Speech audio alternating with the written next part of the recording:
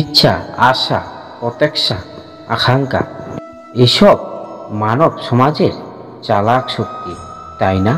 কেউ যদি আপনাকে প্রশ্ন করে যে আপনি কে, তবে আপনার উত্তর কি হবে?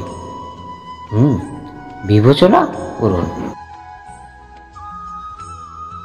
আপনি তখন বুঝতে পারবেন যে আপনার ইচ্ছাটা আপনার জীবনের ব্যাখ্যা।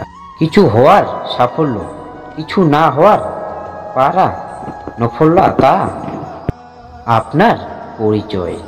অধিকতলের ব্যক্তি এভাবেই জীবিত, নিজের ভেতরে শেষ হয়ে থাকে, তবুও নিজের ইচ্ছাগুলিকে মারতে পারে না। ইচ্ছাটা এমনভাবে ছোটাতে থাকে যেমন মেঘের নেশায় শিকারী, কিন্তু আবার ইচ্ছাগুলির বর্গ থেকে বিজ্ঞানের প্রকাশ ঘটে। কি করে? যখন ইচ্ছা অপূর্ণ থেকে যায়, আশা ভেঙে যায়, তখন সেখান থেকে জ্ঞানের কিরণ প্রভাস করে মানুষের হৃদয়ে।